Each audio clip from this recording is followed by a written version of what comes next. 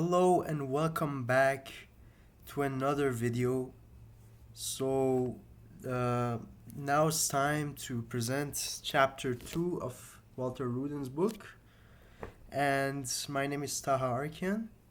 Just want to let you know that all these, due to issues, I have to make some sort of paper myself that explains the whole chapter. So this is not actually the book, but it has the content of the book. This is just to avoid copyright issues and stuff like that. So here's chapter 2, basic topology. Let me just check if I'm recording. Yes, okay. So we begin this section with the definition of the function concept. So a function from A to B is just a mapping of A into B, and the domain of f is the values that are taken to the range of f. The set of, as it says here, the set of all values of f is called the range of f. Yeah, and now we have the definition of a function, and here we have the definition of taking a function with a set. So it's basically f of x, but you're taking all the elements of x and you're defining the inverse of it too. So basically every x in A such that f of x is in E. Now here, if f inverse of y consists of at most one element of A for every y in B, then f is said to be 1 to 1. So it's basically one to one means that you're taking a value, and when you're looking back at it, you don't have the same value for two different points. For example, y equals x squared is not an injective function, but y equals x is an injective function. Here, as it says over here, f of x1 is not equal to f of x2 whenever x1 is not equal to x2 for any x1, x2, and A. These are pretty basic for now, okay. Now we define equivalence and cardinal numbers when we have a one-to-one correspondence between two sets. And what that means is that for each element of this set, you can associate it with the other set, and that means they have the same amount of entries. And so this relation is reflexive because A is equivalent to A, it's symmetric because A equivalent to B, and then B equivalent to A, and it's transitive. AB, BC, then AC. Now we define Jn to be the set 1, 2 to n, and let J be the set of all positive integers. And A is finite if A is equivalent to Jn for some n. So Jn, because you're taking all the set of positive integers, and that's like counting, right? So if you can count the number of things in a set, that means it's equivalent in number to that set. That means it has one-to-one to correspond to that set and it has the same column number. And so if it's finite, then that means it must be equivalent to some Jn for some n. Because Jn is basically 1, 2, 3, 4, all the way to n. Now, A is infinite if it is not finite. That's pretty rational. A is countable if A is equivalent to J. And we didn't say which J. Like,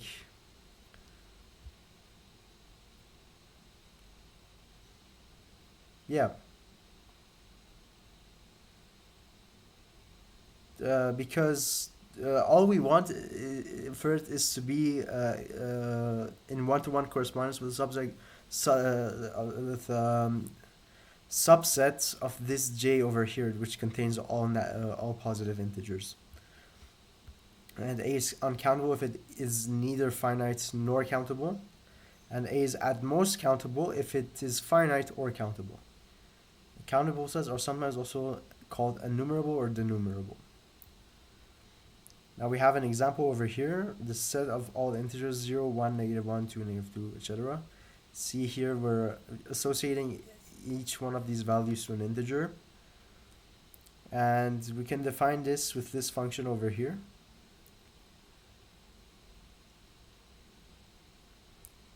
Yeah.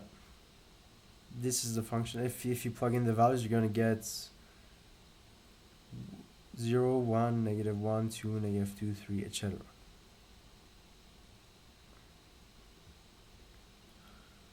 Okay, so a finite set cannot be equivalent to one of its proper subsets because a proper subset contains only a select amount of values of that bigger set.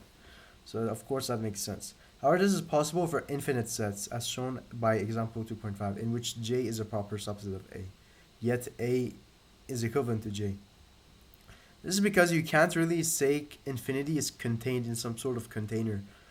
Uh, Infinity, if the infinities are countable, you can associate them with each other and it will work perfectly, even though it is just a subset of if A is equivalent to J. And here we have the following definition: A is infinite if it is equivalent to one of its proper subsets. Now by sequence we mean a function f defined on the set J of all positive integers. If f of n equals xn for n in J, it is customary to note the sequence by the symbol xn, and xn equals f of n. Okay. Now we have this theorem: every infinite subset of a countable set is countable. And the proof here is as follows. Suppose A is countable set and E is a subset of A with E infinite. That means A is countable and we say that is a subset that is infinite. Arrange the elements of A in a sequence xn of distinct elements x1, x2, x3, etc. Now construct a sequence nk as follows. Let n1 be the smallest positive integer such that xn1 is in E. Having chosen n1 to nk minus 1, let nk be the smallest integer such that nk minus 1 greater than nk minus 1 such that xnk is in E. Define f of k equals x of nk, and then f is a one-to-one correspondence, so E is countable. So if you want to see what strategy is followed here, basically you're taking this A to be a sequence, and you're taking indexes for them with the smallest possible index, and then you're arranging them, right? And for each of these numbers, you're going to get a number in A, or an element in A. Then because the two values cannot give the same thing, then it is a one-to-one correspondence. So it is countable. That's what the proof is basically saying. Yeah.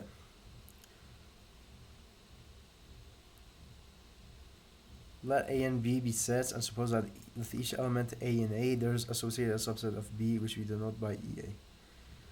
The sets whose elements are the sets EA will be denoted EA. Instead of speaking of sets of sets, we shall sometimes refer to a collection of sets or family of sets. The union of the sets EA is defined to be the set S such that X is in S if only if X is in EA for at least one A in A. And we write it like this. And this is also another common notation. Likewise, this is for when you're doing it for if A is a set of all positive integers, then the usual notation. The infinity indicates that the union of a countable set of sets is taken and should not be confused with the sets infinity minus infinity. Infinity to infinity, sorry. The intersection of the sets EA is defined to be the set P such that X is in P if only if X is in A for every A this time, not just for one A, for every A. And we denote it like this.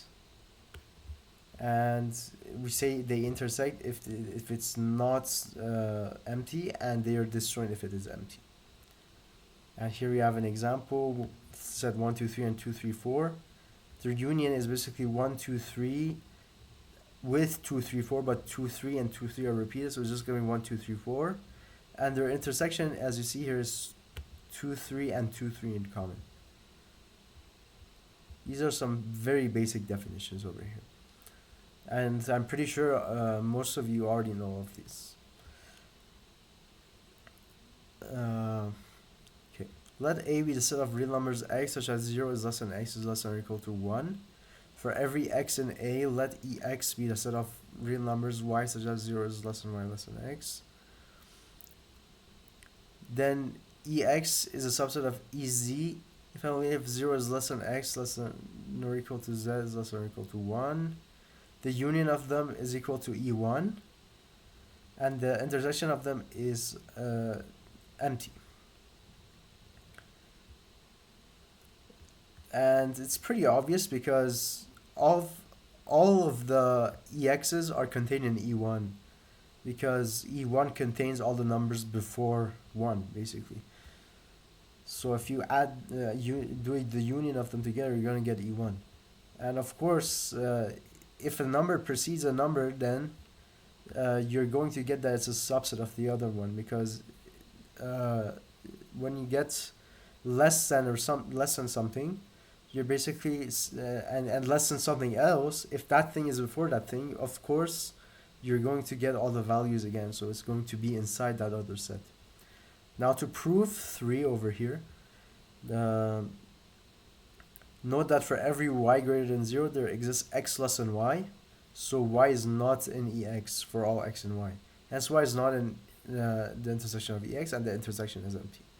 And since this works for every y greater than 0, that means it works for every element. So there's definitely nothing in this. And we have the commutative and associative laws, the distributive law, and here the proof for them.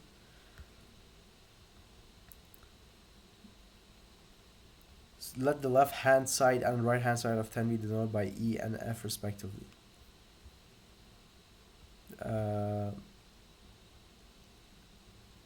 Suppose this is for the distributive law. Suppose X is in E, then X is in A, and X is in B union C. Because the E is the left hand side, and this is the intersection of A and B intersection C. So that means it's gotta be in both. So X is in A and X is in B intersection B union C, which means X is in B or X is in C. Hence X is in A intersection B, or X is in A intersection C, because we know for sure that X is in A, but we don't know if it's in B or in C. So that means we know that it's either in A intersection B or in A intersection C. But if we say this together, this is basically the right hand side. So we get that X is in F, that means E is a subset of F. Now conversely, suppose X is in F, then X is in A intersection B, or A is in intersection C. Then X is in, that means X is in A or X is in B union C. It's basically the same thing, but we're going from the other way to this way, right? Hence X is in A intersection B union C, so F is a subset of E. That means E equals F because it's a subset of F, and F is a subset of E. And we get these relations over here. A is in A union B. A intersection B is in A. A union empty is A intersection empty is empty. If A is a subset of B, then A union B is B, and A intersection B is A. Now we have the following theorem. Let's this sequence be of countable sets and put S equals union En until infinity, then S is countable. Now what we do here, the strategy is that we want to find a way to count all of the union of these sets together, right? How do we do that? By putting them together, by listing them, and then doing some sort of diagonal process like this. So arrange every set in En in the sequence x and k, so that En equals xn1, xn2, We can visualize the elements like this. This is the first set over here. Sorry, this over here is the first set. This is the second set. This is the third set, etc.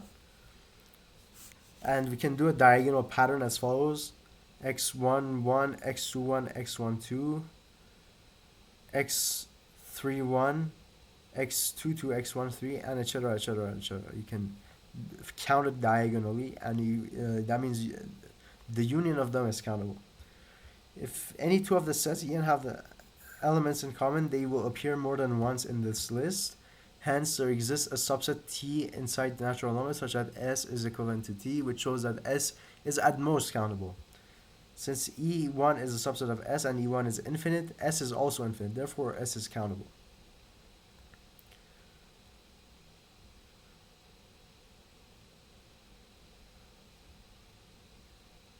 Now, suppose A is at most countable, and for every A in A, the set BA is at most countable. Define T equals union A and A, BA, then T is at most countable. This is basically from the last part of this theorem.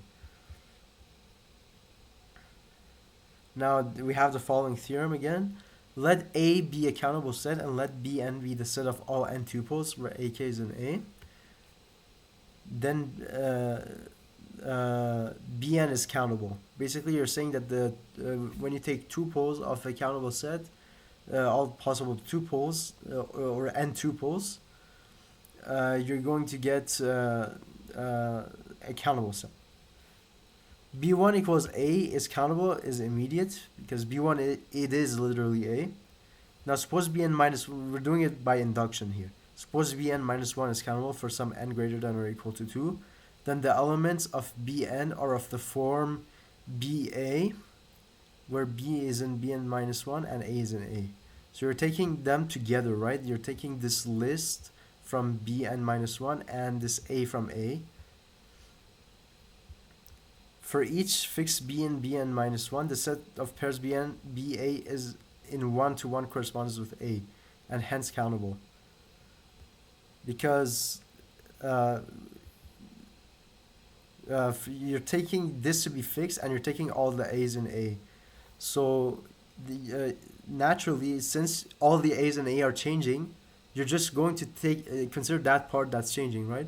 And that part that's changing is in 1-to-1 correspondence with A, and hence it's countable. Therefore, Bn is a union of countably many countable sets, and by theorem 2.12, Bn is countable. And we get the following corollary. The set of all rational numbers Q is countable because the set of rational numbers is nothing but tuples A, B, and Z cross Z, right? And that's how we get that the rational numbers are countable. Now we get the following theorem. Let A be the set of all sequences whose elements are the digits 0 and 1, then A is uncountable. Okay. Let E be in A be any countable subset. Suppose E is the following sequence, where each Si is a sequence, right? We construct another sequence as follows. We construct Sn, right? So basically what we're doing is that for each of these sequences, we're taking the nth element and we're changing it to be different, and because of that we're going to get a completely different sequence. This sequence S differs from each Sn in the nth digit, so S is not in E, but clearly S is in A, hence E is a proper subset of A. Since every countable subset E of A is a proper subset of A, it follows that A is uncountable. Otherwise, A would be equal to one of its proper subsets, which is absurd. This is Cantor's diagonal process. And now we have metric spaces. Metric spaces are basically defined on sets, and it's where we can define a distance function or a metric. So the distance between P and Q is always greater than 0. The answer symmetric distance of PQ is equal to distance of Q to P, and distance of P to Q is less than or equal to distance of P to R plus distance from R to Q for all R and X.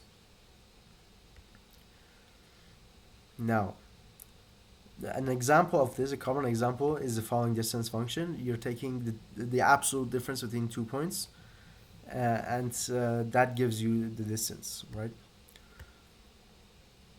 And this is how we define the segment, and by the interval, this is what we mean. We have half open intervals like this, and now we define a k cell as the following: if ai is less than bi for all I is equal to 1 to k, then the set of all points x equals x1 to xk in rk was coordinate satisfy this. So we're setting linear bounds like this, right? So we're going to get rectangular or prisms, right? So this is how we get a k cell. So one cell is an interval, two cell is a rectangle, three cells a box, etc. And an open ball is basically like the inside of a sphere, right? And a closed ball contains the sphere itself too. So this is how we define it. Basically, this distance must be less than r or less than or equal to r, and it's convex. A set E is in our case convex if lambda x plus 1 minus lambda y is an E whenever x, y is an E and 0 is less than lambda or something. And the reason of this, just follow with me. If you expand this expression over here, you're going to get lambda x plus lambda y, and sorry, lambda x minus lambda y plus y, right? Which is the same thing as y plus lambda in parentheses x minus y. So the y is the point y itself. X minus y is the distance between x and y. And basically what you're doing is that you want to take this distance between x and y and add it to y, but you want to not take the whole distance, but a part of the distance. And you want to see between these 2 points. By scaling lambda from 0 to 1, you're going to get the same points in the set. So that means if you take a line between 2 points from the set, you're going to get every point in between to be in that set. That's how you define it to be convex. Because, for example, in a star, if it's like this, and you take a point here and you take a point here, then if you draw a straight line in the star, you might not get that all the points lie in the star, right? So a star is not convex. But if it satisfies this, then it is convex. This is how we define a set to be convex. And for example, balls are convex because if y minus x is less than r and z minus x less than r and 0 less than lambda less than 1, then we get the following: lambda y plus 1 minus lambda z minus x, because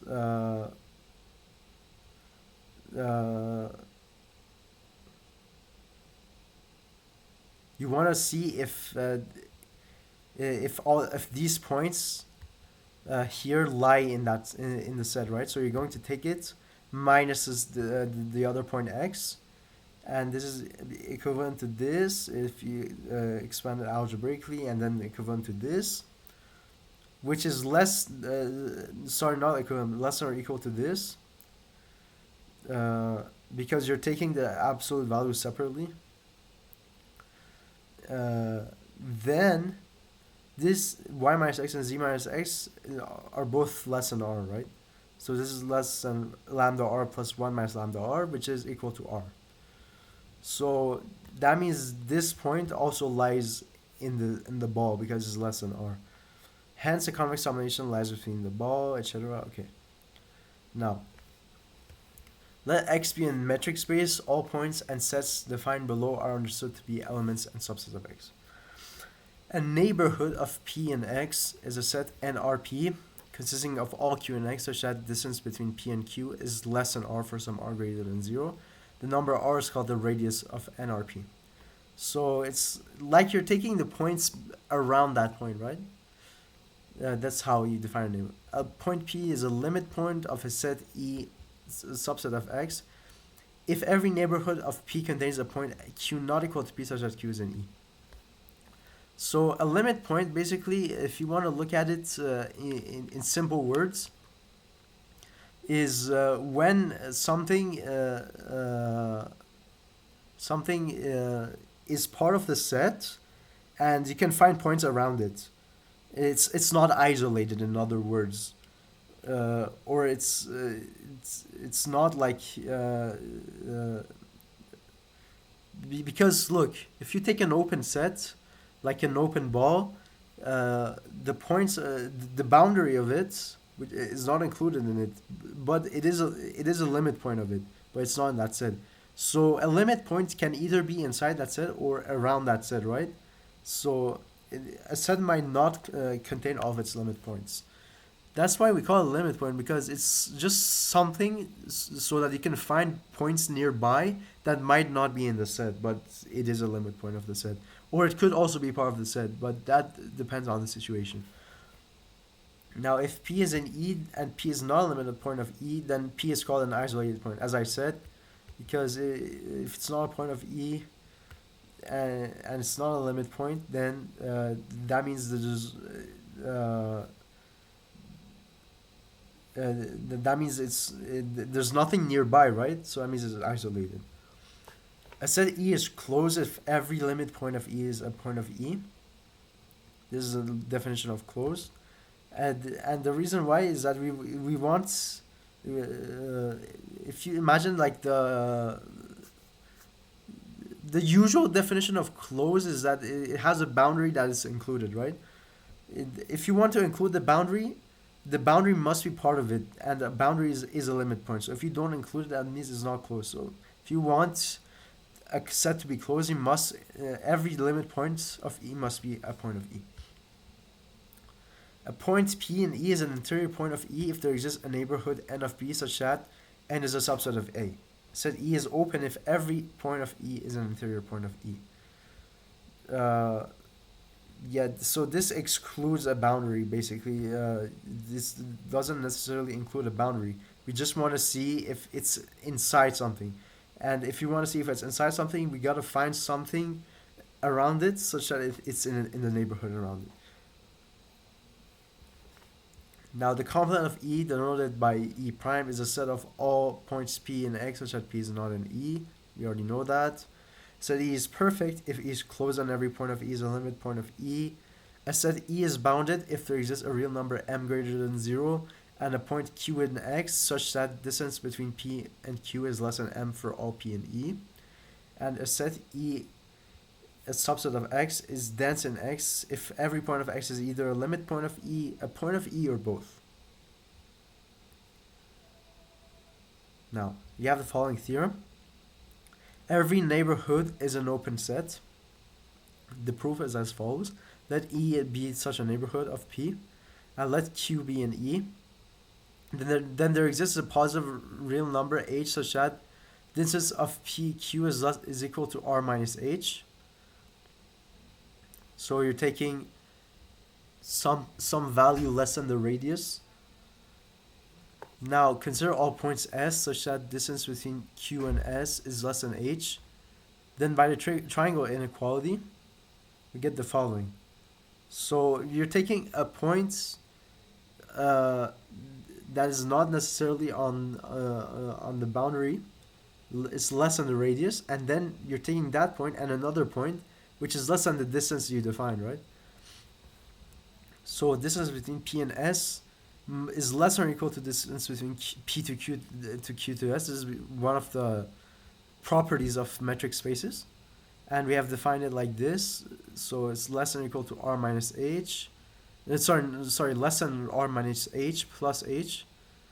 Because we said distance between P and Q is R minus H, and distance between Q and S is less than H.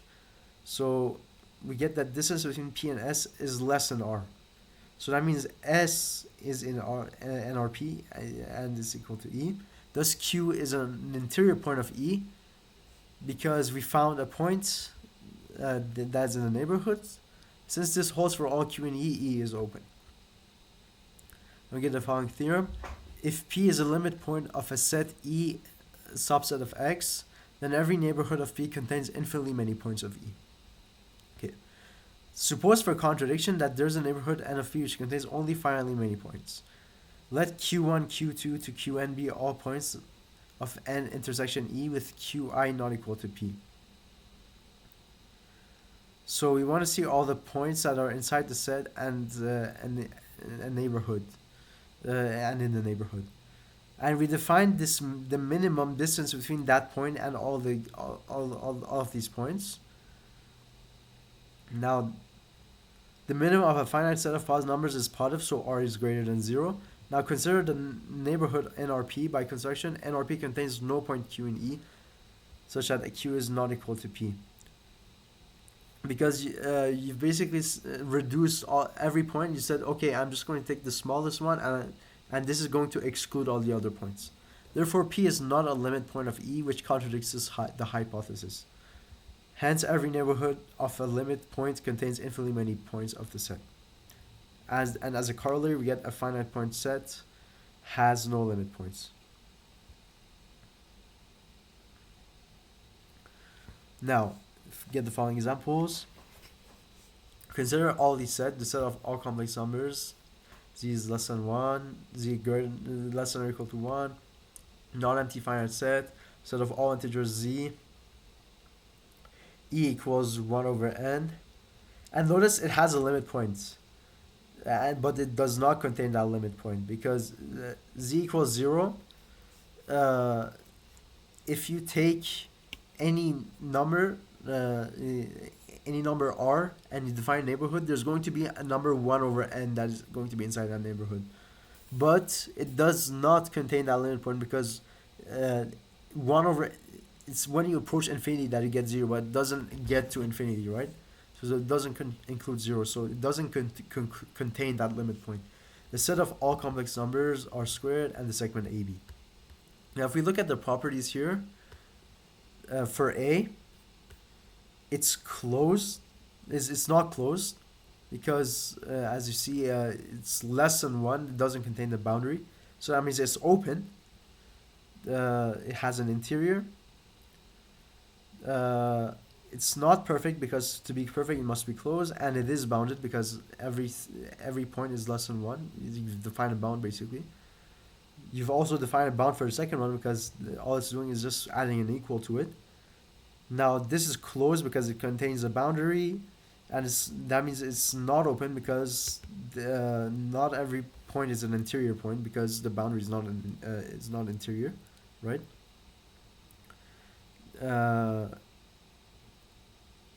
Actually, no, let's not think of it like that. But basically, we're going to see later on, when something is closed, that means that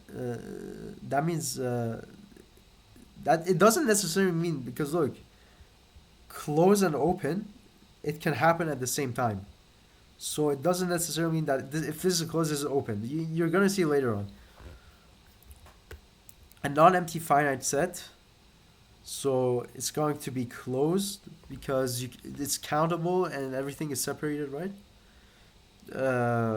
And it contains every point, and every point is closed by definition.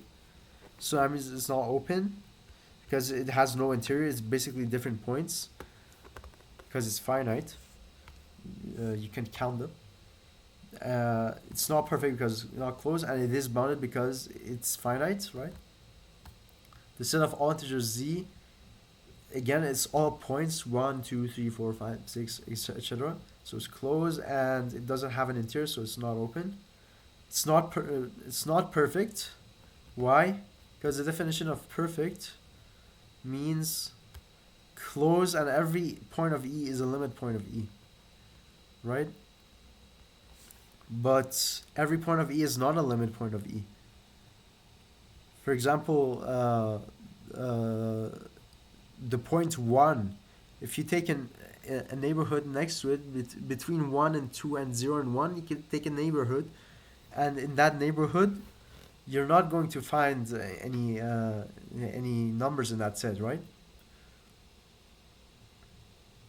Now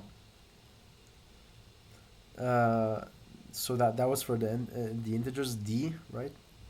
It's not perfect and it's not bounded because it's infinite.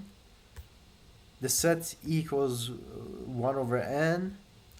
It's not closed because it doesn't contain one of its limit points. It's not open neither because it doesn't have an interior, because each point is separate, right? It's not perfect because it's not closed, and it is bounded because everything is between 0 and 1, right? Now, the set of all complex numbers R squared, it is closed and it is open at the same time, because when you generally when you take the set of all the possible values, they're going to be closed and open at the same time, because they're both going to have an interior and going to contain limit points, because the boundary of it is not really defined. It doesn't really have a boundary, but it does still contain all the points. So we can say it's closed and open at the same time. It is perfect because it's closed and it contains all the limit points, and it's not bounded, right? The segment AB, it's not closed because it doesn't have a boundary, and this is really interesting. It depends if it's open. It's not perfect because it's not closed and it is bounded. See, we're going to explain why it depends. In G, we left the second column blank because the segment AB is not open as a subset of R squared, but it is open as a subset of R1. Because if you take it as a subset of R squared, open subset of R squared are open disks, right? You can't really say that this is akin to an open disk in R squared, but in R1, since it doesn't have a boundary and every point is an interior point inside, then we can say it's an open subset, but we can't say that in R squared. Now we get the following theorem. Let EA be a finite or infinite connection of sets, then the complement of the union of these sets is the intersection of the complements of these sets. Now to prove this, let A equals the union, the complement of all the union, and B equals the right hand side. Suppose X is in A, and X is not in union of EA because it's in the complement of union EA. So X is not in EA for any A, because that's the definition of the union. Therefore, X is in EA complement for every A. Hence, X is in intersection A of EA complement. Thus, A is a subset of B. Now, since it's not, because if it's not in A for, if it's not in EA for any X, that means it must be an EA complement, because by definition, EA complement is excluding that EA, right? So conversely, suppose X is in B, then X is in EA complement for every A, and you're basically backtracking to where we were, right? So we get the same thing, B as a subset of A, and we conclude that A is equal to B. Now, a set E is open if and only if its complement E complement is closed. Proof. First, suppose E complement is closed. Let X in E, then X is not an E complement, and X is not a limit point of E complement. Therefore, there exists a neighborhood N of X such that N union E complement is equal to the empty set. Which implies, okay, let's see what it says here.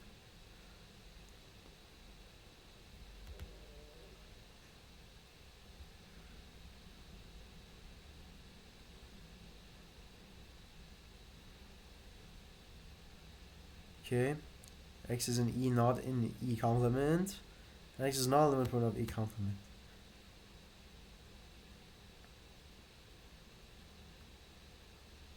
Because since it's not an E complement and it's not on the boundary of E complement, right? Therefore, there exists a neighborhood N of X such that they're disjoint, right? Because the neighborhood is in the set E, not an E complement. So we can define a neighborhood such that their intersection is empty. So we get N is a subset of E. Thus, X is an interior point of E, so E is open. That's how we get that it's that E is open. Conversely, suppose E is open. Let X be a limit point of E complement. Then every neighborhood of X contains a point of E complement. So X is not in E, which means X is an E complement.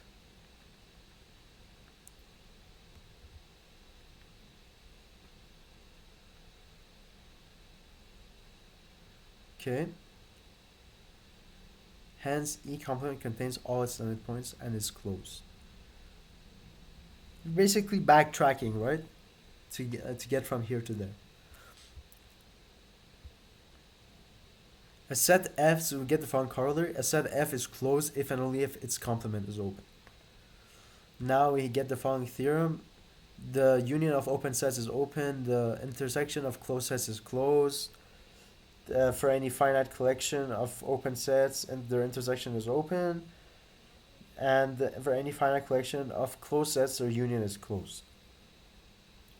Now, to prove this, let G equals union GA. If X is in G, then X is in GA for some A.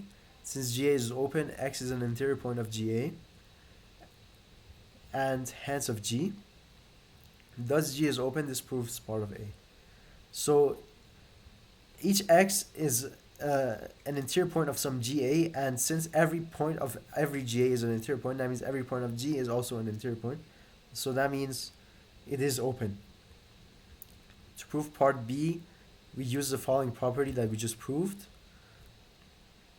Since each FA complement is open, then the union of open sets is open.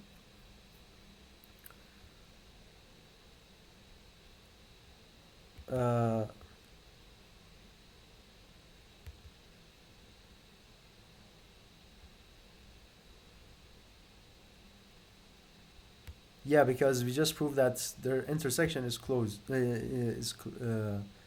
Sorry, their intersection is open. Their union is open, right?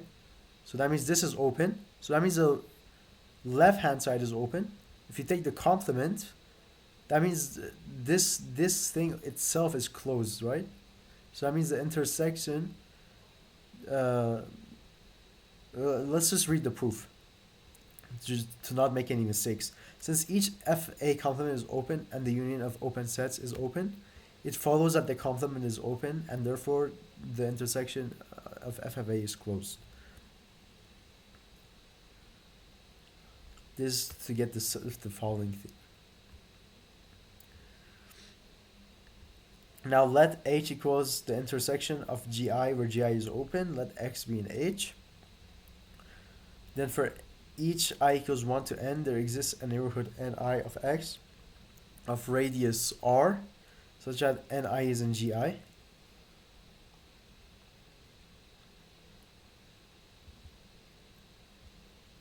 Let R be the minimum and let n be the neighborhood of X of radius R.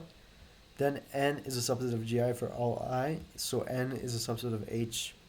Therefore, X is an interior point of H and H is open. Basically, if all of these are open, that means all of these have interior points. That means if you take the common part of them, that means all the common part are going to be interior points as well. So that means this is also open. Part D follows from part C by thinking complements. So it's basically a very similar proof. Just take the complement to get the following property and use it to get that the union of F is closed. Now to get an example of why we're talking about finite collections here, and why it doesn't work for infinite collections, let's give an example for that why it doesn't work for infinite collections. Let Gn equals negative 1 over n to 1 over n, this segment over here, right? For n equals 1, 2, 3, all the way to infinity.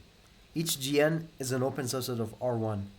But if you take their intersections all the way to infinity, then G equals 0, which is not an open set of R1.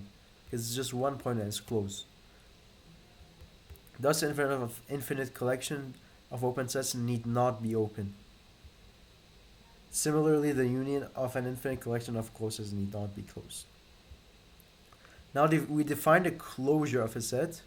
Let E prime denote all the limit points in E. Then the closure is E unioned with its limit points, right?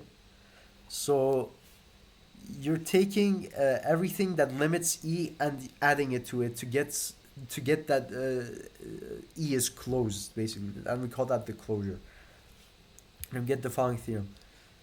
If X is a metric space and E is an X, then E closure is closed. E closure equals E if and only if E is closed. E closure is an F for every closed set F in X such that E is an F. Hence, E is the smallest closed subset of X because for any subset that we take that is closed, then that E is going to be in it, right? That E closure is going to be in it. So that means if you take all the subsets, uh, there's always going to be another set that's closed that's going to be inside that other set, and that's going to be the closure. And that's why it's the smallest closed subset of X. Now to prove this, for A, let P be in X and P not in E closure. Then P is neither a point of E nor a limit point of E. Therefore, because it's a union of these two, therefore there exists a neighborhood of P that does not intersect E. Because it doesn't limit, so in some there must be some neighborhood around it that doesn't have a point of E. So the complement of E closure is open, which means E closure is closed. Now, if E closure is equal to E, then by A, E is closed. Because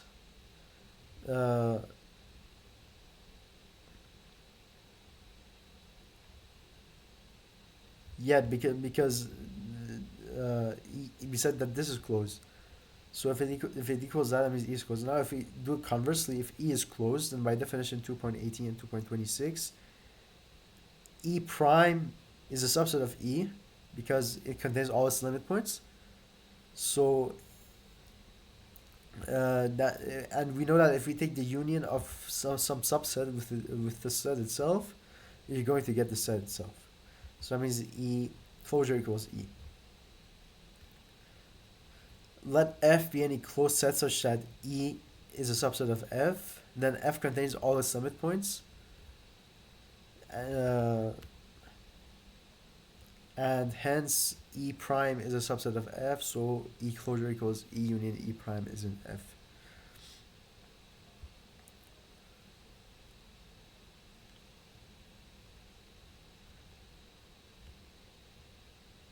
Because if it is a closed set, that means each point inside of it must be a limit point of F, and since E is an F, that means it must also be a limit point of E, right?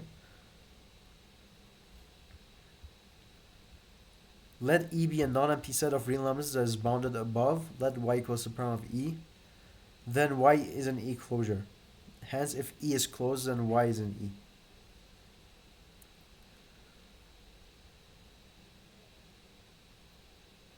So you're taking basically a set of real numbers that is bounded, and you want to see the number that's lowest upper bound, right? That's limiting it, and if it's part of it, that means it contains a boundary and it's closed. And that's what we're trying to prove here. If Y is in E, then clearly Y is in E closure. That makes sense.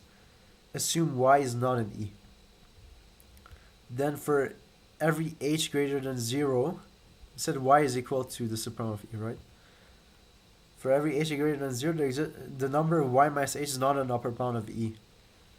Because it's less than E, it's less than Y, right? So there exists a point X in E such that Y minus H is less than X is less than Y. Therefore, Y is a limit point of E because it had this is basically a neighborhood, right? So Y is in E prime, which is in E closure. So if E is closed, then E closure equals E, hence Y is in E.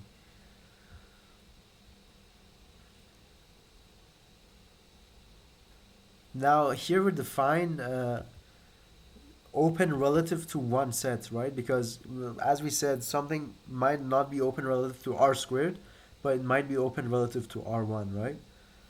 So we say that E is open relative to Y if for each P in E there exists R greater than 0, if D this is PQ is less than R, then Q is in Y, then and Q is in E.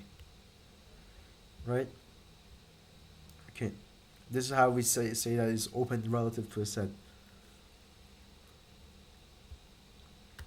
Now, suppose Y is a subset of X. A subset E of Y is open relative to Y if and only if E equals G subset Y for some open subset G of X.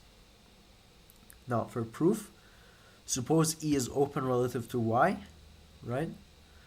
For each P as an E, there exists a positive number RP such that if distance PQ is less than RP, then and Q in Y, then Q is in E. Because that's the definition of being open relative to Y.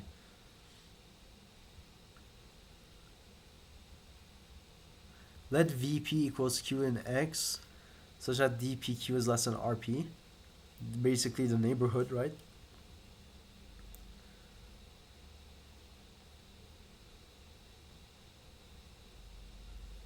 Then VP is an open subset of X by theorems 2.19 and 2.24. Because it doesn't have a boundary, right? Define G equals the union of these. Clearly P is in VP for each P and E. So E is a subset of G intersection Y.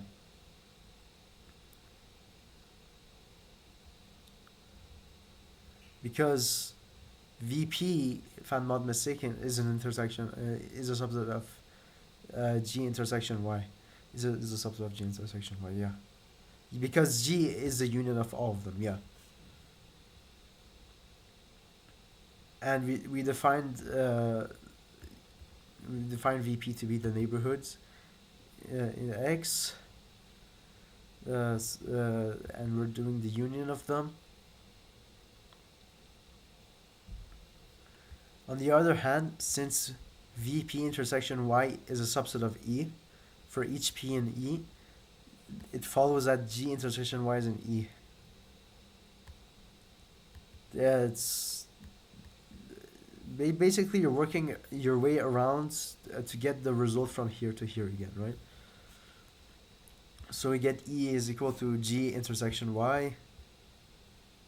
Conversely, suppose G is an open in X and E equals G intersection Y, then for each P and P, E, there exists a neighborhood VP and G such that VP intersection Y is in E. Hence, E is open relative to Y. Now we have compact sets, and to define compact set, first we need to define open covers. By an open cover of a set E in a metric space X, we mean a collection GA of open subsets X, such that E is a subset of the union of these open sets, right? So it's something, it's basically like covering something, putting sets on top of sets, right? To cover it. And it's a metric space X is said to be compact if every open cover of K contains a finite subcover. This is really important, the word finite over here.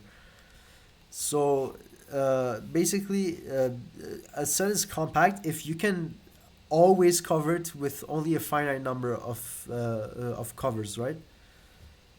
Now open sets aren't compact. I'll give you an example.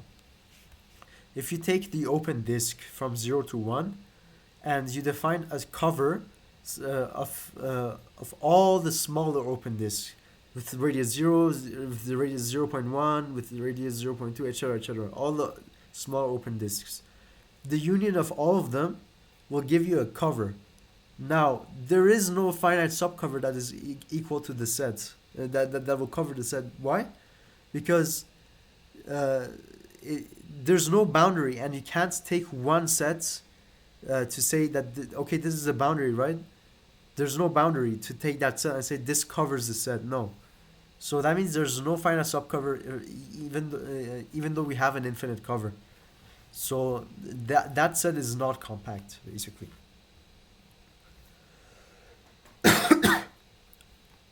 And there's also K is compact relative to X. So you can say it's compact relative to some set. Now we have the following theorem. K is a subset of y. Suppose K is a subset of y is a subset of x. Then K is compact relative to x if and only if K is compact relative to y. Okay. To prove this, so this is really interesting because we said something might be open in a subset of another set, for example in R1, but not in R2. But here we're saying that it's compact when it's compact, and it's compact in the bigger set. Then if it's compact in the smaller set, sorry, it's compact in the smaller set, then it must necessarily be compact in the bigger set. This is what it's saying. Um, Now, to prove this, suppose K is compact relative to X and let VA be a collection of sets open relative to Y, such that K is a subset of union VA. By theorem 2.3, there exists sets GA open in X such that VA equals GA intersection Y.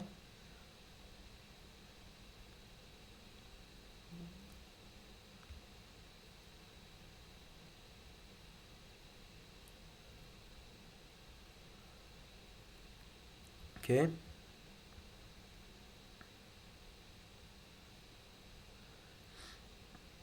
Since K is in Y and K is in union of VA equals union of GA intersection Y, which is inside the union of GA, and K is compact in X, there exists finally many indices such that K is in this union, right?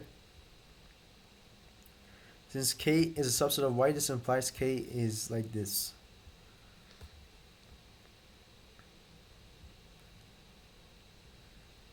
Thus, K is compact relative to Y.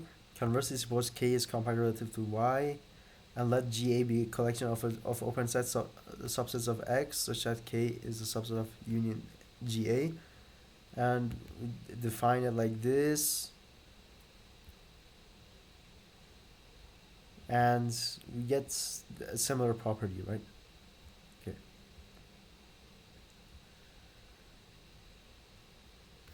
Compact subsets of metric spaces are closed. Let K be a compact subset of a metric space.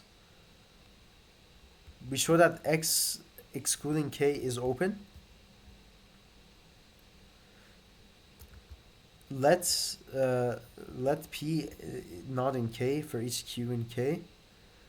Define neighborhoods VQ and WQ of P and Q respectively, with radius less than 1/2 dpq.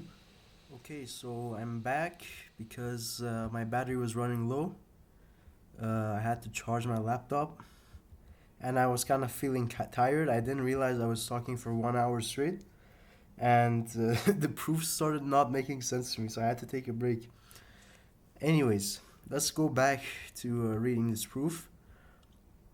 Compact subsets of metric spaces are closed. Let K be a compact subset of a metric space X. Show that X outside of K is open. Let P not in K for each Q in K. We define neighborhoods VQ and WQ of P and Q respectively, with radius less than 1/2 the distance P and Q. So you're taking a point that's not in K, and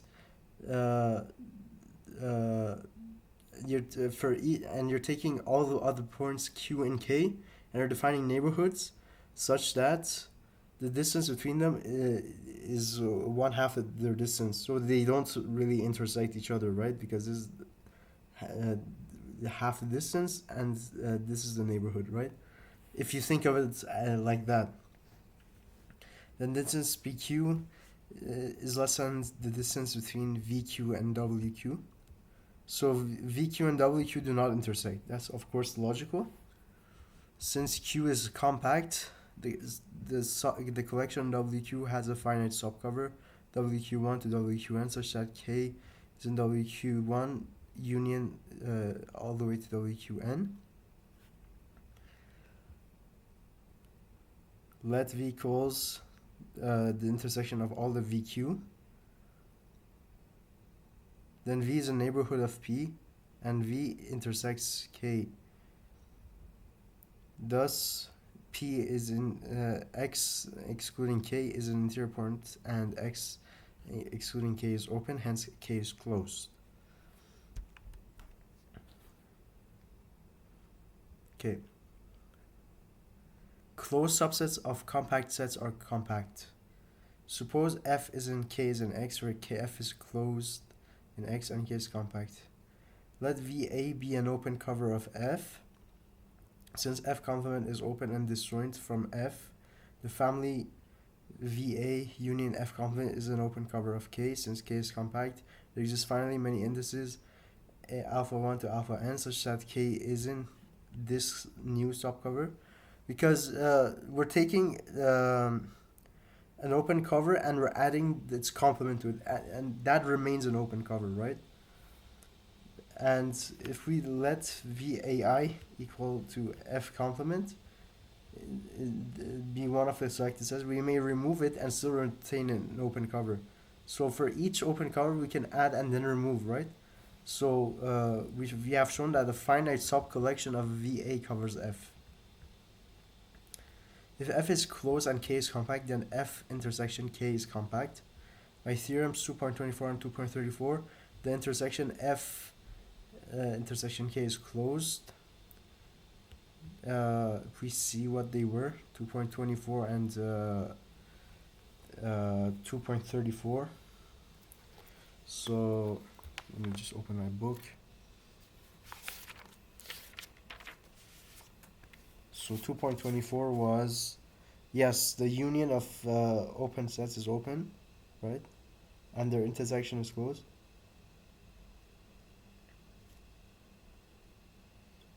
Because we proved that compact sets are closed, right? Compact subsets of metric spaces are closed.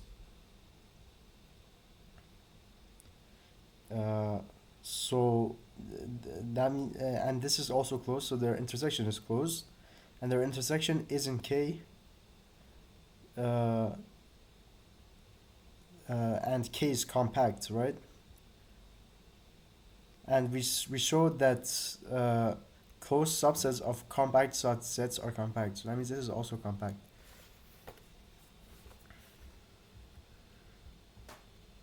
Okay, we have the following theorem.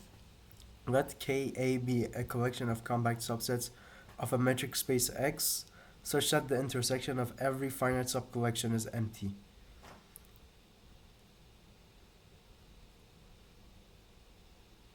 Then the intersection of K alpha is not empty. Fix a member K1 and K alpha and let GA equals K alpha complement be the complement of each set.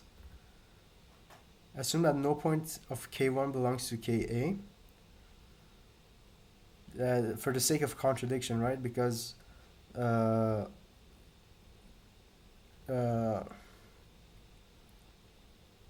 we said that the intersection of every finite subcollection is non-empty. Then the sets GA form an open cover of K1. Since K1 is compact, then there are finitely many indices A1 to AN such that K1 is in GA1 union all the way to GAN.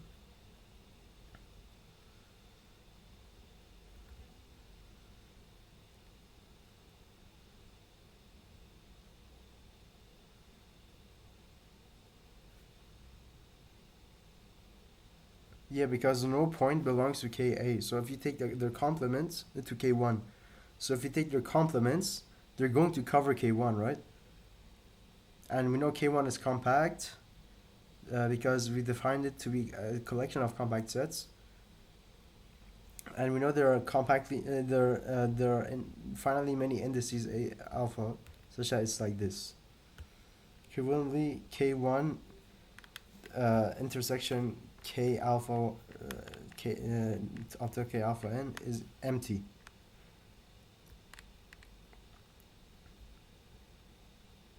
Which contradicts the hypothesis because we said that there is always something in their intersection.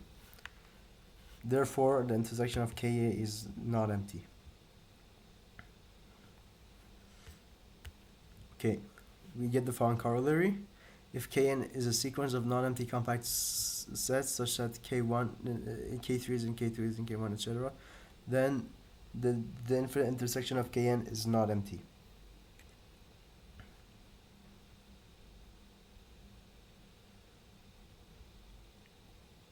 We get the following here. If E is an infinite subset of a compact set K, then E has a limit point in K. So assume for a concentration that no point of K is a limit point of E.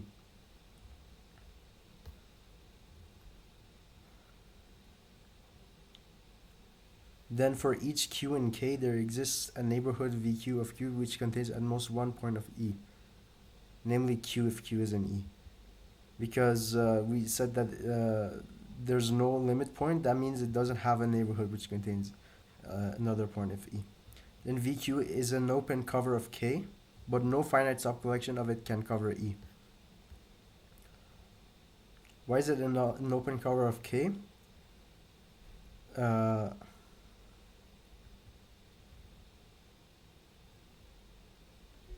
Because we're defining a neighborhood for each point Q and K. So if we take all of these together, all these neighborhoods, they will contain the points in K, because we're doing it for each Q and K, so it will cover K. But it's not there won't be any finite subcollection of it that can cover E, since E is infinite and each neighborhood contains at most one point of E. Because for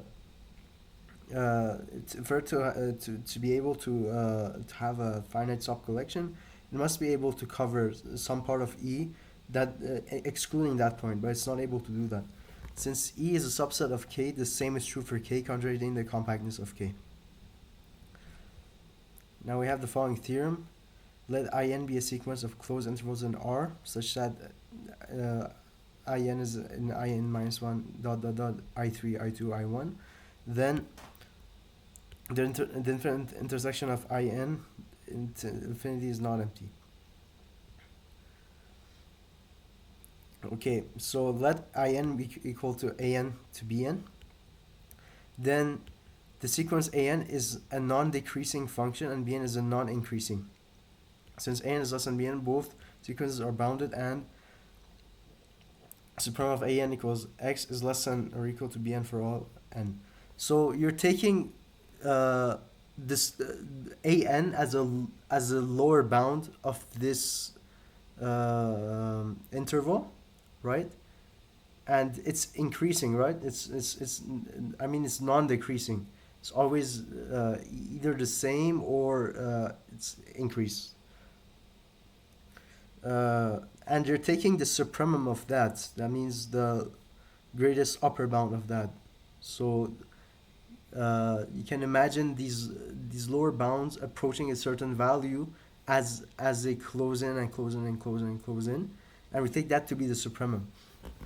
And we know that for all of for the supremum of x, An is equal to x, and it's less than or equal to Bn for all n.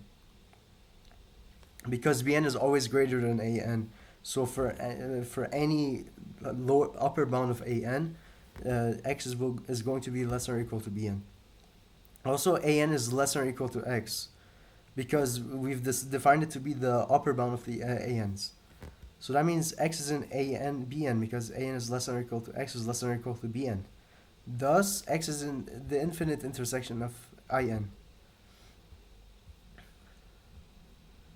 And we have the following theorem.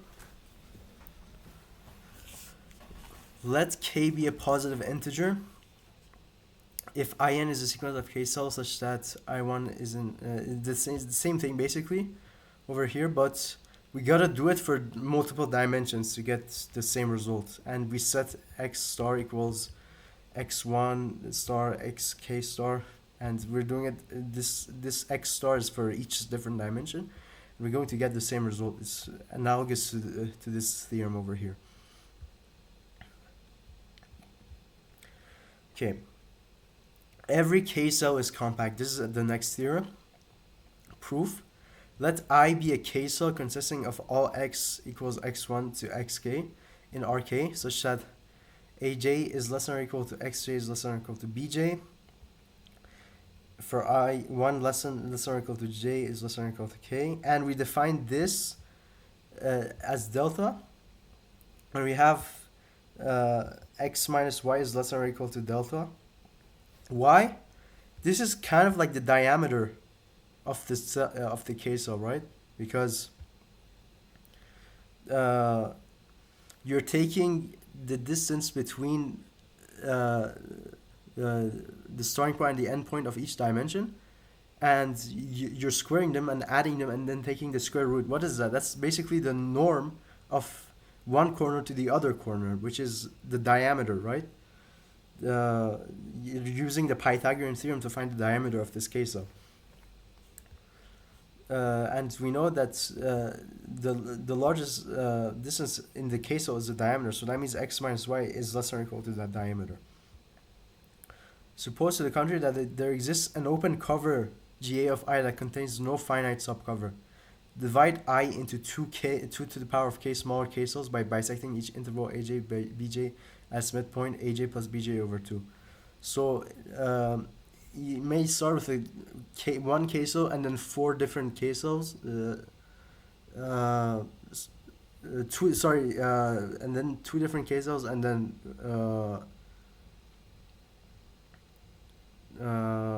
4 and then 8, etc., etc. Let Q1 be one of those subcells which contains cannot be covered by infinitely many sets from GA.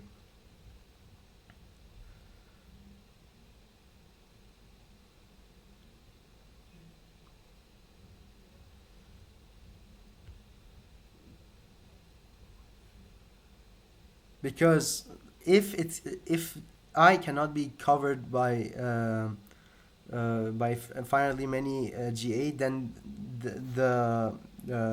its subset also cannot be covered by finitely many GA, right? Repeat the division process on Q1, obtaining a sequence of k-cells. And we know that each k-cell is in the first k-cell, and then etc., etc. So IN is a nested sequence of k-cells. No IN is covered by any finite subcollection of GA. And for all xy, x minus y is less than or equal to 2 to the power of negative n delta. And y to the 2 to the power of negative n, because each time you're subdividing, you're dividing the diameter by half, right? So that's what's going to happen.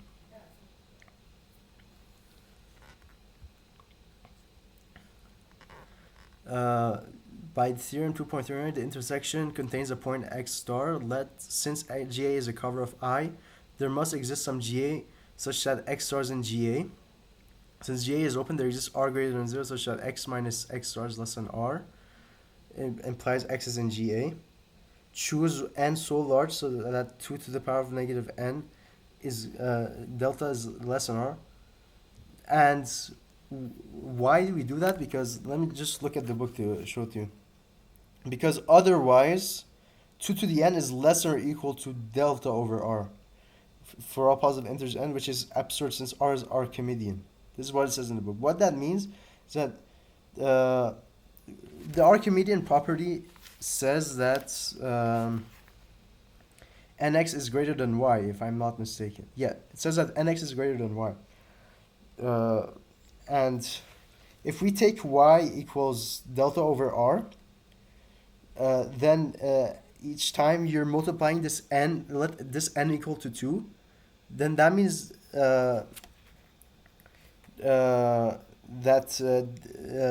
this is going to be 2 to the power of n, this the left hand side, right?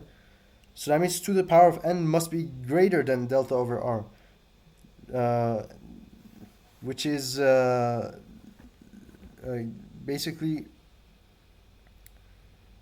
what it says. There's actually a mistake here. This is supposed to be greater than over here. No, it's not. It's correct. 2 to the power of n must be greater than delta over r due to the Archimedean property, because if you take n to be 2 and you're multiplying each time, nx is greater than y. If you said y equals delta over r. That means 2 to the power of n is greater than y over r. And if you rearrange, you're going to get this expression over here. Then in is a subset of the ball x star r.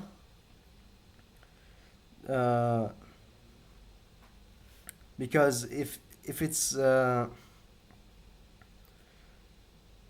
because this is smaller than r, that means it is contained in the ball that is of radius r, because it's smaller in radius.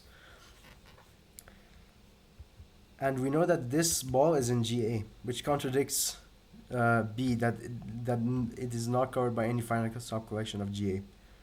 Hence, I is compact. And now we prove the Hein-Borel theorem. If a set E in Rk has one of the following three properties, then it has the other two. E is closed and bounded, E is compact. Every infinite subset of E has a limit point in E. Now, for the proof, suppose A holds, then E is a subset of I for some k cell I. Because k cells are bounded and closed, and their subset must be bounded and closed. By theorem 2.4, I is compact, and by theorem 2.35, because the subset of a compact set must be compact, right? The closed subset of a compact set must be compact. And by theorem 2.35, a closed subset in... Yeah, exactly, this is what it says over here. Thus, A implies B. Theorem 2.37 shows that B implies C. What was theorem 2.37? Let's just take a look. Okay, if E is an infinite subset of compact set K, then E has a limit point in K.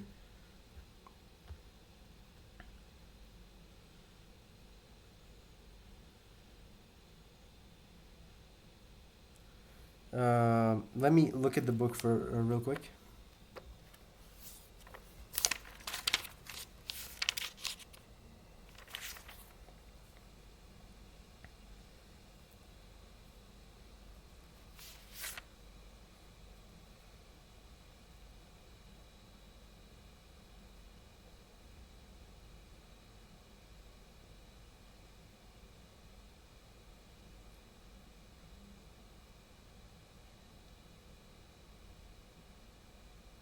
Okay, so if we suppose that E is compact and it has an infinite subset of E, then basically 2.37 says every infinite subset of E has a limit point in K, which we already proved.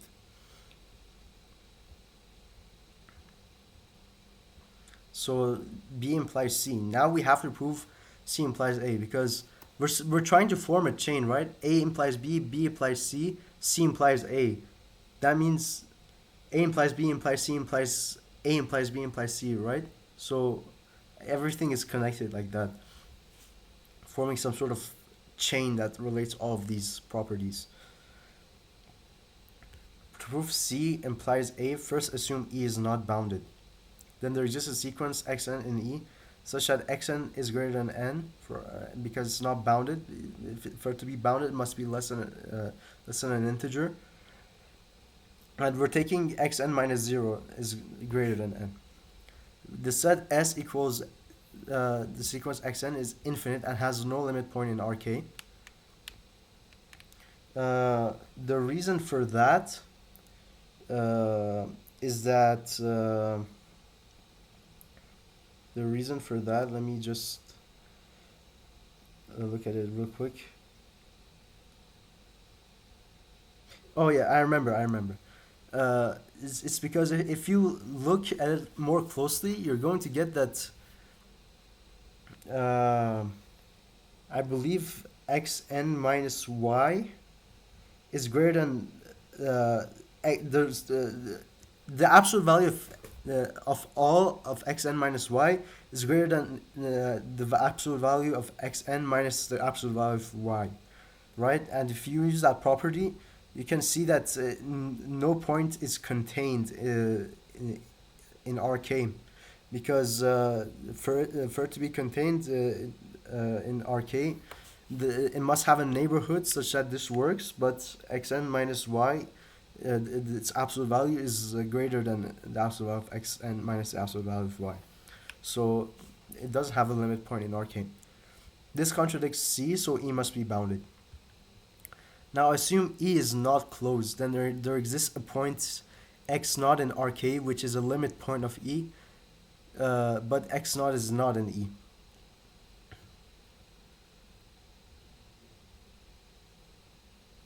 Because it doesn't contain its limit point, and for it to be closed, it must contain its limit point.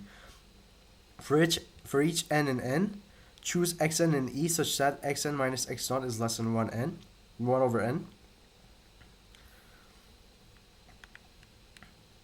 Let s equals xn, then s is infinite and has x naught as its limit point, right? We claim as a limit point, we claim s has no other limit point in RK. Suppose y is in RK, y not equal to x. Then we get this following property, and at the end we're going to get that it's greater than or equal to 1/2 x naught minus y. If he replaces 1 over n with this, and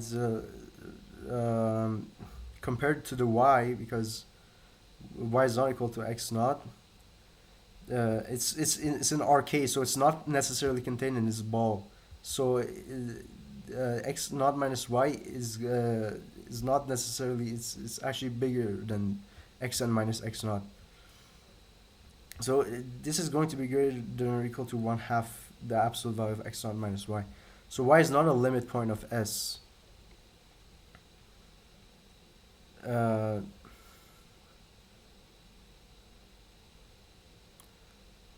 Let me just look at the book real quick.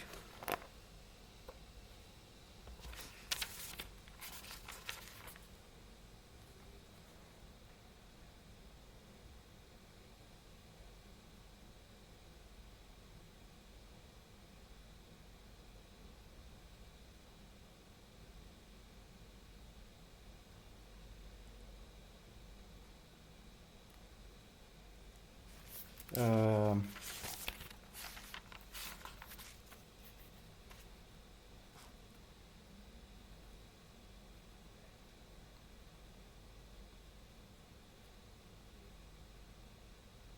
because in the book it's saying it's related to theorem 2.20. If P is a limit point of a set E, then every neighborhood of P contains infinitely many points of E.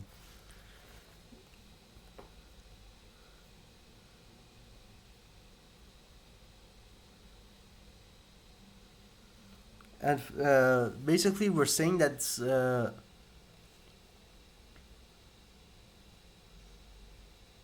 that it doesn't have any limit point in E, because 1/2 x naught minus y is less than or equal to this expression over here.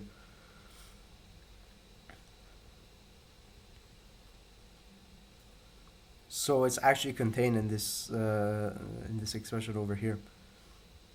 Thus E must be closed. In any metric space, properties B and C are equivalent. However, A does not in general imply B or C. A counterexample are given. Okay. This is in later chapters. Okay. Weierstrass theorem. Every bounded infinite subset of RK has a limit point in RK. Let E be in RK be bounded and infinite, then E is in I for some K cell.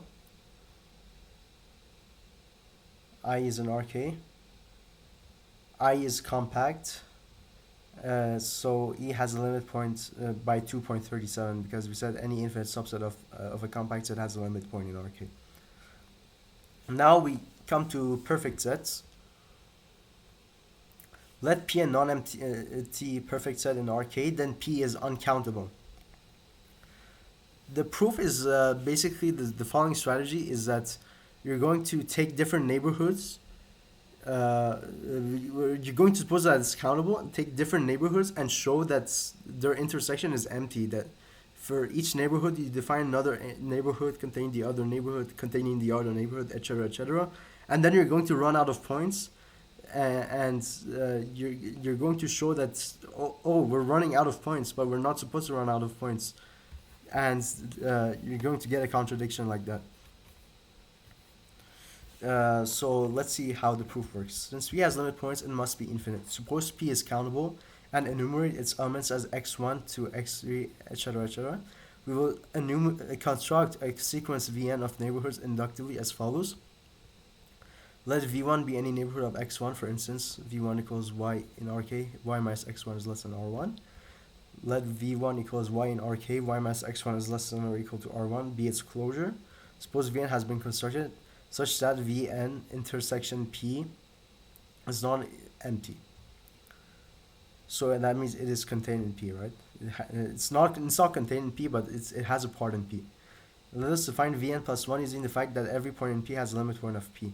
Then we can choose, yeah, exactly, we're choosing neighborhoods inside neighborhoods. We're nesting them.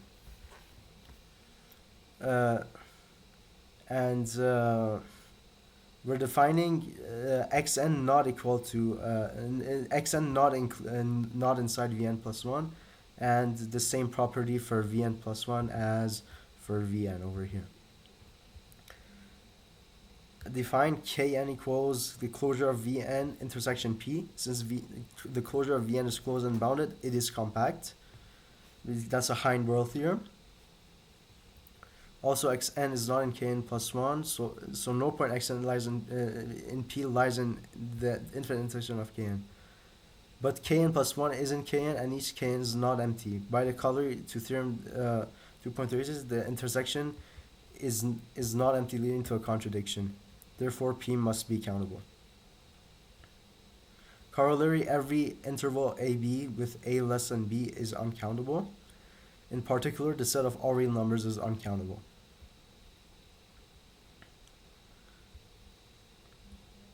Now, this is where it gets really interesting. The counter set is basically a set that's constructed like this. Look at my finger over here. Divide it into 3 parts. Remove the middle part of these 3 parts, right? You'll be left with 2 parts over here and here, right? Now, for each of these parts, take it and repeat the process like this, and this is what you're going to get. E2 equals this, and you're going to repeat all this and all this like that, and each En consists of 2 to the power of n intervals of length 3 to the negative n, and define P equals the infinite intersection of this. This set P is called the Cantor set. And if you plug in some values to this, you're going to realize that the Cantor set no segment of the form of like this has a point in common with P. For example, one of the points should be 1 over 9 to 2 over 9, right? So if we take m equals 2 and k equals 0, you're going to get 3 times 0 plus 1 over 3 squared, which is 1 over 9, and 3 times 0 plus 2 over 3 squared, which is 2 over 9. And you're going to get this part of the segment that is not included in the Cantor set. Okay. And the interesting part of this is that it's a perfect set, but at the same time, it's not.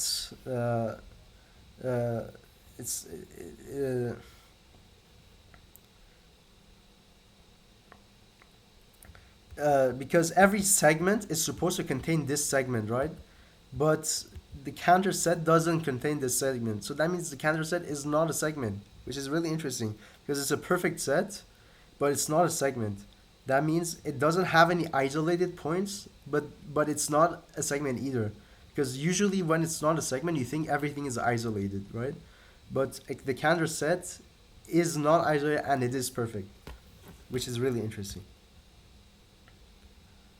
And one of the most interesting properties of the Cantor set is that it provides an example of an uncountable set of measure 0. And we will see that in later chapters. Now, connected sets, for the definition. Here we have 2 subsets A and B of a metric space X are said to be separated if both A intersection B is empty and A closure intersection B is empty. that means no point of A lies in the closure of B and no point of B lies in the closure of A. Actually, wait, hold on. Let me.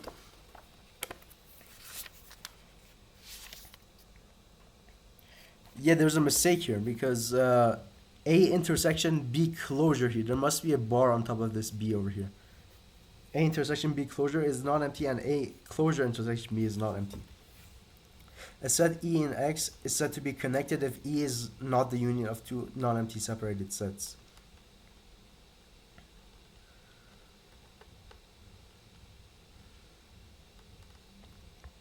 So if you take two separated sets, you can't make them connected together unless if there's actually something connecting them together. So the criterion to distinguish it is to see if it's not the union of two non-empty separated sets. This is really interesting. Separated sets are of course disjoint, but disjoint sets need not be separated. For example, the interval 0, 1 and 1, 2 are not separated since 1 is a limit point of 1, 2. However, the segments 0, 1 and 1, 2 are separated. Because 0, 1 and to 1, 2, their boundaries lie on the same thing, right? So they aren't separated, but they're disjoint. So that makes a lot of sense. Now we get the following theorem. We're almost done. Subset E of the real line R1 is connected if and only if it has the following property. If X is in E, Y is in E, and X is less than Z less than Y, then Z is in E. What we're doing here, the strategy, is that we're taking the point Z, defining the interval going to the left to infinity and going to the left to right to positive infinity, and taking the intersection of that set with it to get the left side and the right side and show that's if they are disjoint, that means it's not connected, but if the Z is there, that means it's connected together. So here, and there's just Z as an XY such that Z is not as in E, then define AZ equals E intersection negative infinity to Z and BZ equals E intersection Z to infinity. Clearly E equals AZ union BZ because we said Z is not an E, right? So it doesn't matter if we include Z or not, Z. And both AZ and BZ are disjoint and not empty. Moreover, since Z is not in E, AZ intersection BZ closure is equal to non-empty. And AZ closure BZ is equal to non-empty, because if you include Z here and not include it here, there's still not going to be Z in the other part. So if you take the intersection, it's going to be empty. Thus E is disconnected. Conversely, if E is not connected, then it can be written as a union of two non. See here, if Z is not an E, then that means the E is disconnected. This is where we're getting from the proof. Conversely, if E is not connected, then it can be written as a union of two non-empty separated sets A and B. If it's not connected, that means because the definition was that two non-empty separated sets, it must not be the union of them, because for it to be connected, it must not have any gap between them.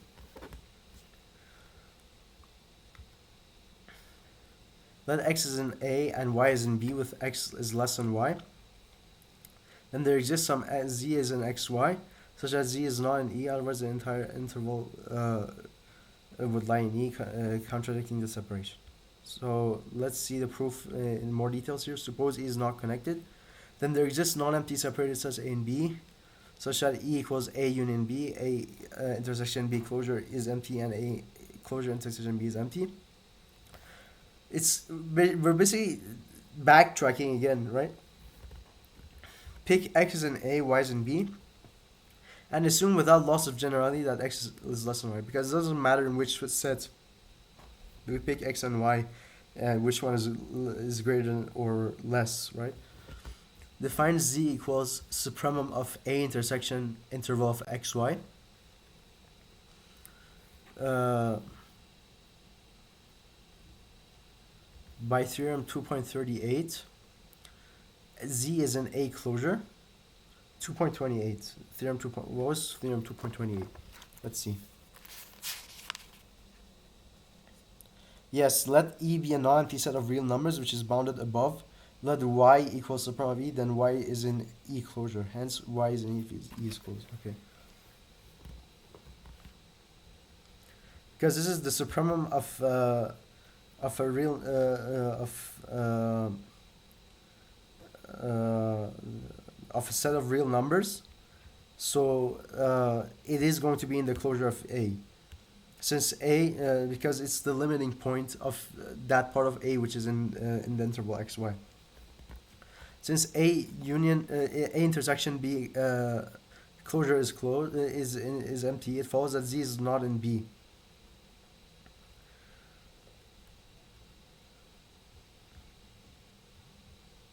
Okay.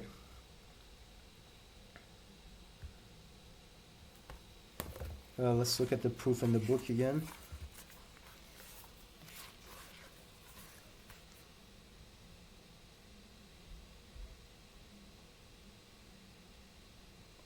Because if Z is in A closure, that means it must not be in B, because we said that their intersection is empty.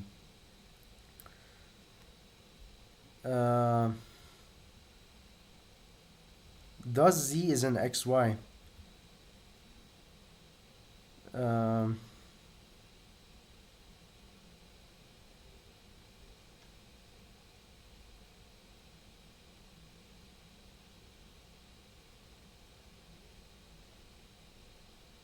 mm,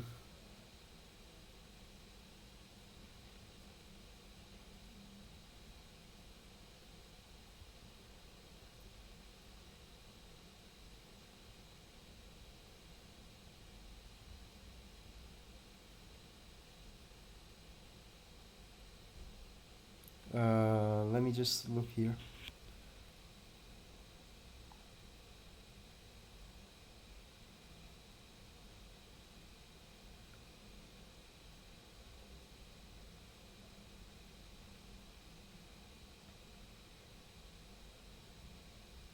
Okay, yeah.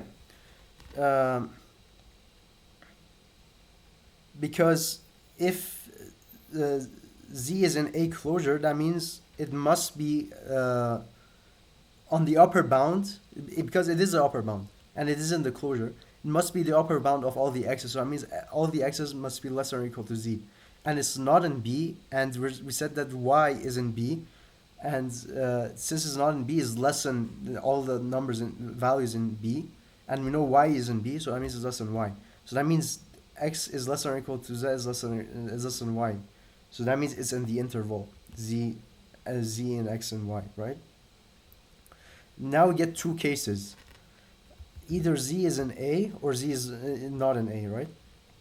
If Z is not in A, then Z is not in E, since Z is not in B as shown, right? And E equals AUB, because it must be either in A or B.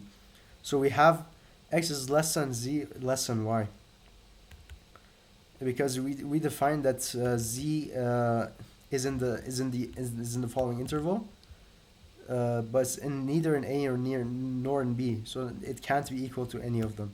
So we're going to get the following. But Z is not in E.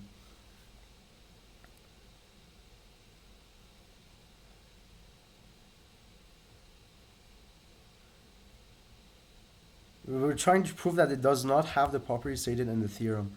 It's kind of like a contradiction. So it's supposed to be in E, but we're showing that it's not in E, right? If Z is in A, then because Z is not in B and B is open relative to E, there's just Z1 in B such that Z is less than Z1 less than Y.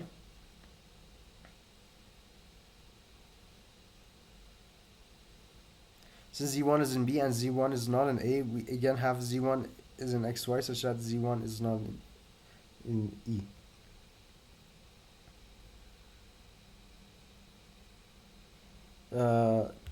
So basically what we're saying is that there's just another point z1 and b between z and y, and z is an a, right? Uh, and we know z1 is in b, so it's not in a. And we have the point z1 is in xy, such that z1 is not an e. Because if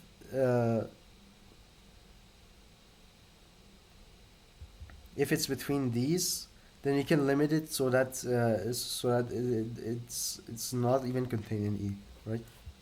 In either case, we find a point between x and y that is not an E. Therefore, E does not have the property stated in the theorem.